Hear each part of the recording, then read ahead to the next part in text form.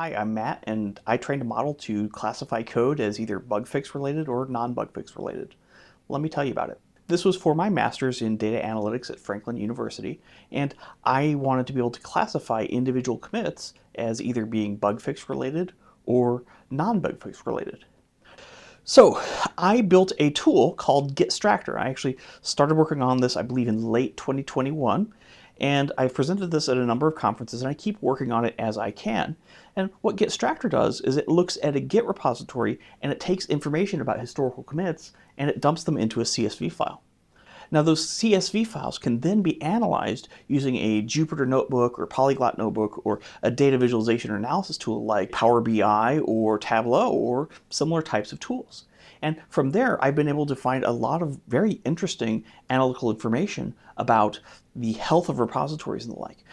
Now, individual commits have some interesting information with them. They have the SHA or hash, they have a parent, they have the date and time that they were committed, they have the committer, and they have an author. Now, author is the person who really came up with a set of changes, and the committer is the person who committed it for them. Usually they're the same person, but sometimes they might be different.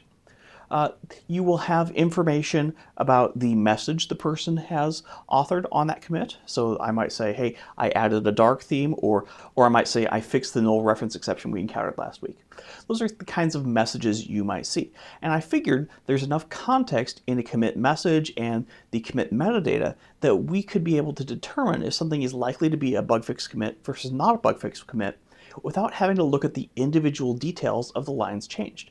Now, not looking at the individual details of the code that changed means that this can work with a variety of languages, from C# to Java to BF to HTML to SQL to what other new languages come about. As long as it's stored in a file, we can track it, and if we can track it, then we can determine if it was a bug fix or not, based on our training data. And so for me, to be able to add in whether or not something is likely to be a bug fix or not, would add in another layer of information about the potential quality and health of that code over time. So this project is really all about that effort to build this model that integrates into GitStractor to provide information about the commits that it's analyzing. I needed a model that would be fast, it would be lightweight, easy to maintain and embed in the application, because everything about GitStractor works offline. As long as you have a Git repository locally, you can analyze it and get insights out of it. That works very well for security purposes because you don't need an active internet connection and no data needs to leave your device. Now, I needed to choose some repositories to analyze, and so I chose repositories that I would be familiar with. Specifically, I chose the ML.NET repository that has Microsoft's machine learning framework. It's open source. It's wonderful. I used it on this project. I also used Polyglot Notebooks, also called .NET Interactive, which is a extension onto Jupyter Notebooks. And so I analyzed those two large repositories. I also picked 3 of my own personal repositories to analyze and get the commits out of for my training data. Being familiar with the various pieces of code in these repositories gave me a better chance of successfully labeling our data as being either bug fix or non-bug fix. But there was still an awful lot of it, and so I needed some tooling to help me out. Because I had 6,300 commits, I didn't want to have to review them all manually. So what I did is I used the existing Phi3 Mini 4K Instruct large language model that Microsoft has made available on various model catalogs, and I downloaded that locally to my machine. Next, I plugged that into a custom application and I gave it a prompt. I said, hey, you are an AI agent trained to classify commits. Here's the type of input you're going to get. Here's the type of output I want you to give. I want you to only give me a true or a false. I want you to give me some reasoning with it. Next, I gave it some few shot examples. So I gave it some example inputs. Specifically here, I'm giving it the messages that came in with the commit message. And I'm showing it, hey, here's the JSON I want you to output in this kind of scenario. And I gave it about 6 or 7 of these few shot examples, and then I set it loose and I had it go out and analyze these repositories. Now, the next thing I needed to do was I didn't want to have to manually correct 6,300 rows in my training data. And so what I decided to do was reduce it down to 500 rows. And so I wanted to make sure that when I reduced it down to 500 rows, I wanted roughly 250 of them to be bug fix related and 250 of them to be non-bug fix related. And I wanted that to be kind of stratified by the source repository, so I represented both the large repositories and also the smaller repositories as well, just so my model would have a better chance of being more generalized. So I performed that stratification. That worked fairly well, but there was some issues when I went in to go in and correct the labels. What I found was that the Phi-3 large language model with the prompt that I gave it tended to have a lot more false positives than false negatives. Now, as a result, the precision of that model wound up being something like 0.56, not a very precise model at all. And this created actually a slight class imbalance where I now had, let's say, 70% of my data thereabouts was non-bugfix related and 30% or so was bugfix related. I viewed this as within acceptable parameters to move forward. It is a class imbalance, but it's not an extreme class imbalance. I figured that my models would be able to pick up on the differences. However, I admitted that if the models couldn't understand these things, I would probably need to go back and then add in more training data of the bug fix variety.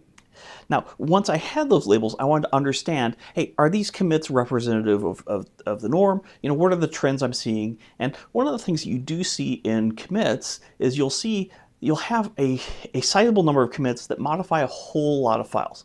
These are usually things where we are completely removing something or maybe updating a copyright information or the like. And so it's actually somewhat normal to have outliers in your repositories where you have many files changed or many lines added or removed. Normally when you're training a model, you're going to remove your outliers or you're maybe going to clamp them. What I decided to do was just be aware of them and then handle it later on at the machine learning pipeline level. So I built a pipeline. That pipeline would then actually use a scaler to scale the values into an acceptable and comparable range.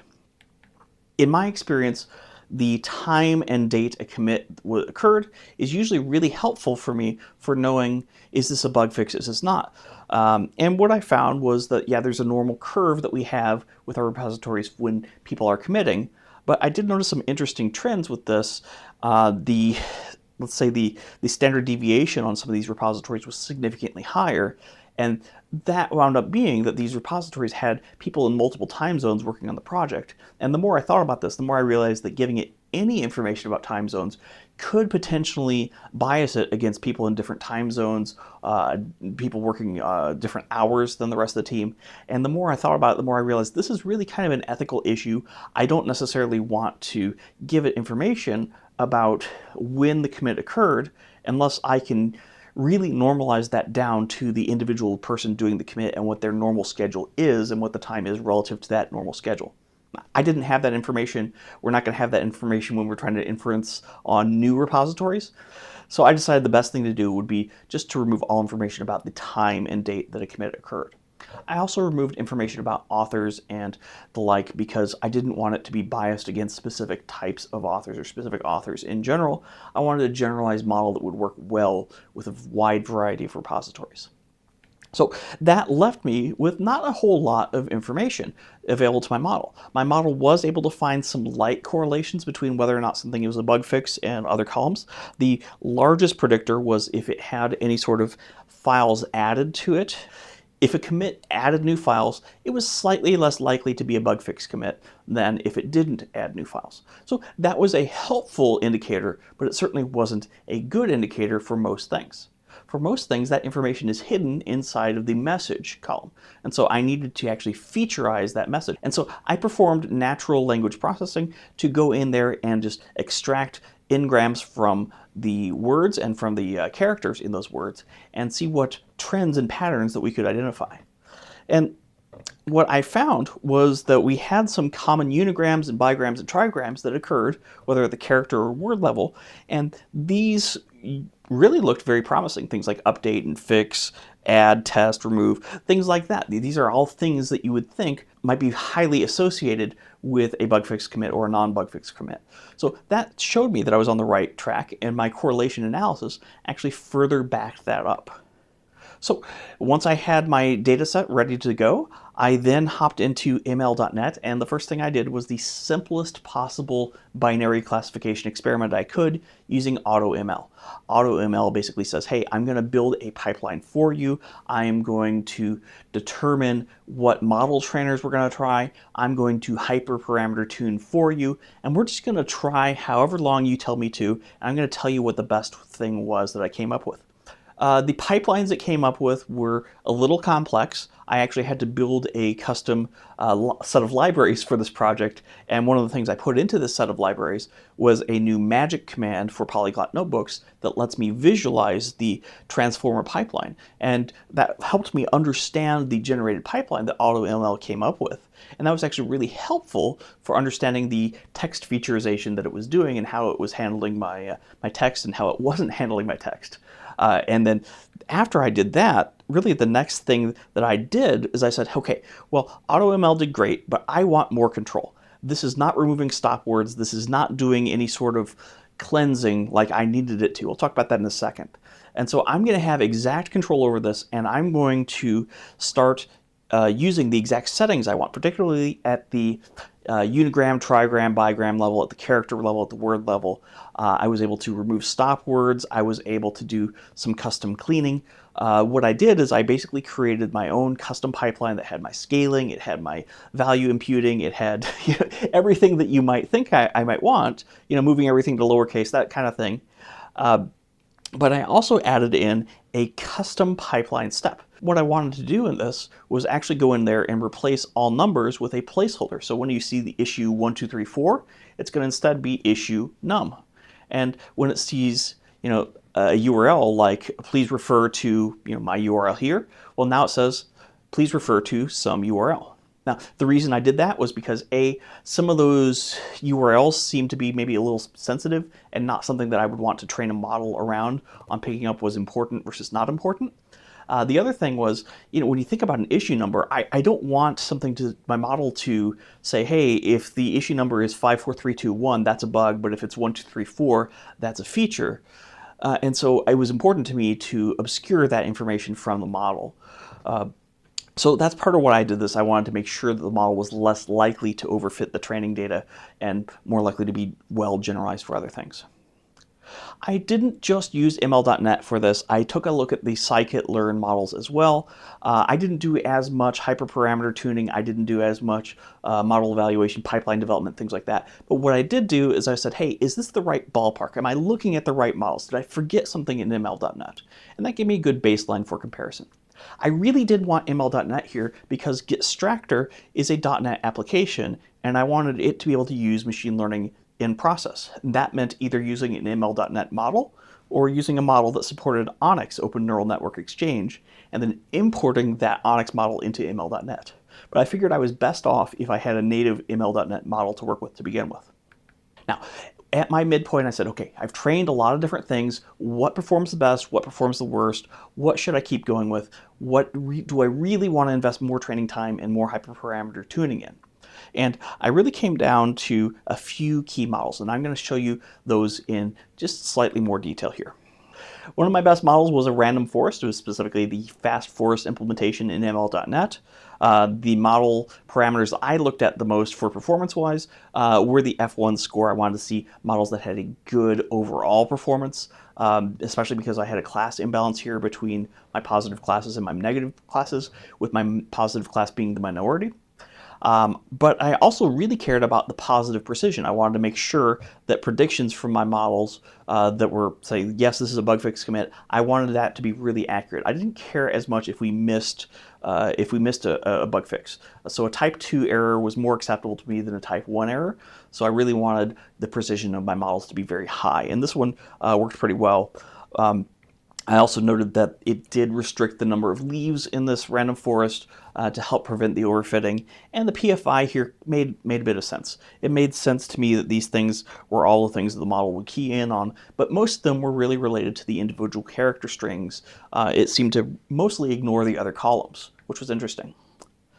Now, the logistic regression model had similar characteristics to the random forest model, but its PFI were a lot more interesting because it looked at a lot more of my columns. It looked at the word count, it looked at the words in the message, it looked at both characters and words as far as its n-grams went, it looked at the added files and other things like that. And so I had actually a better feeling that the model was looking at the overall row versus just the message in that row. And I thought that was really helpful.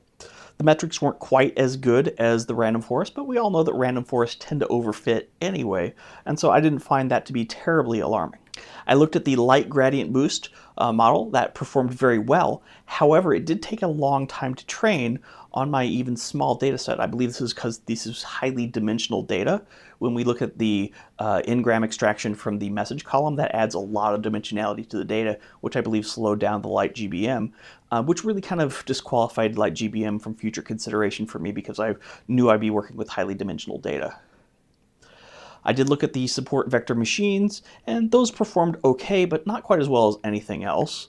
I did look at the local deep learning support vector machine, but like other deep learning scenarios, it really didn't have quite enough training data to key in on things and work well, perhaps with more training time, but I wasn't elated with its performance.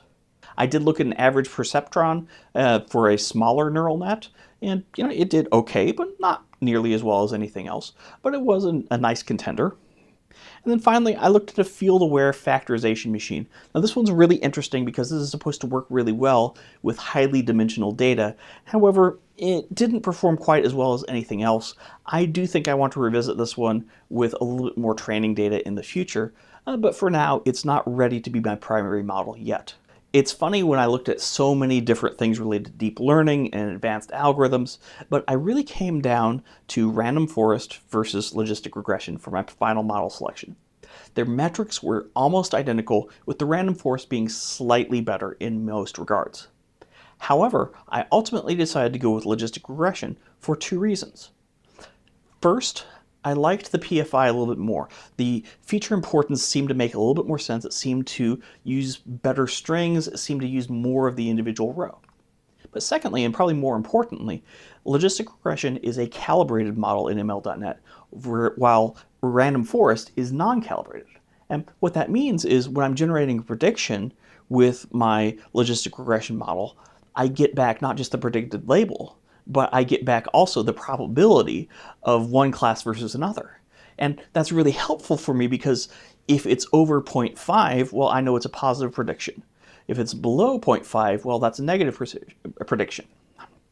However, if I wanted to increase my overall precision, I could set my threshold higher. I can say, hey, I'm only going to consider this to be a bug fix commit if my probability is over 0.7 or some arbitrary number, depending on the precision recall curve and what values I find work best with this data. So that was my selection. I went with the simplest or near the simplest model I could, which was logistic regression, but it worked well for the data and it really makes sense. Now, I've already been able to export this model into a zip file through ML.NET and then import it into the application, into GitStractor. And I've been able to generate predictions, and it actually can generate predictions for entire repositories in less time than it took to analyze a single commit using the Phi-3 large language model. So when someone tells you you want to use a large language model for classification, well, you might not if you care about performance, both in terms of accuracy and overall precision and your F1 scores, but also in terms of compute resources. So this is already giving me nice analytics as a result of this, and I've been able to extract new insights from commit information. So I can look at now both the time aspect of my bug fixes as well as the space aspect, and I can see where are we spending our time fixing bugs, what are our problem areas, what are our problems areas right now, where have they been historically, and this lets me start delivering new types of value to people using the same tools that I've been developing. So really excited about this. I want to take it in some new directions going forward, but very happy with the project and the results of it. So let me know what questions you have. I'd love to chat with you more, but thank you for your time.